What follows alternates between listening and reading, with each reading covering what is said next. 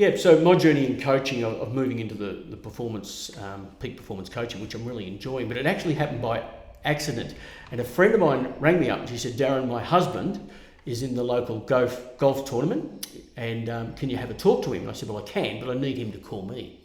So week 1, he doesn't call me. Week 2, she rings me up and she goes, Darren, can you have a talk to him? And I said, you're going to have to get him to call me, you know. So we get to week 3, it's the last week of the Open. She goes, can you call him? And I said, get him to call me, which is funny because the message between them wasn't being communicated, but that was that. So he rings me up on the Friday at 11:30. He goes, well, what are you going to tell me? So I said, Darren, how many strokes are you behind? And he said, 8. I said, well, 8 strokes behind going into the last round of the Heathcote Open.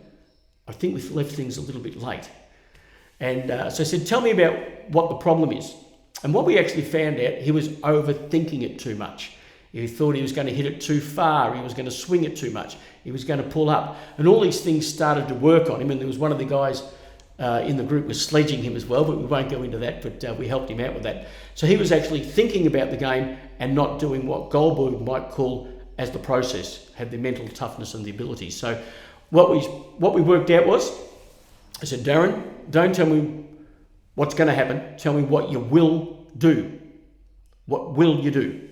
And we wrote will on his glove. We wrote will on every club and even will on the bag and even on the car window as he went there and it pulled it out. So what actually happened, the will pulled out his mental toughness and he started performing. And on the Saturday, I was sitting at home and I thought, I've got a good feeling about this.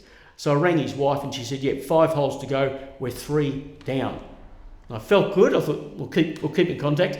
So they actually drew, and then they had a playoff. And what happened in the playoff?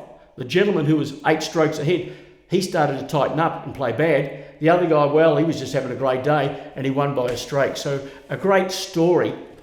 Did I have anything to do with it? Maybe, maybe not. I've got a friend who's in one of the universities in charge of psychology, and he said it could have been a bit of music on the way, but maybe we did. And he said what he actually found when he was out playing golf that day, he said it was like having a shotgun and shooting out lights. He was just putting the ball wherever he wanted to do it. So if you ever get caught, will is our friend for peak performance.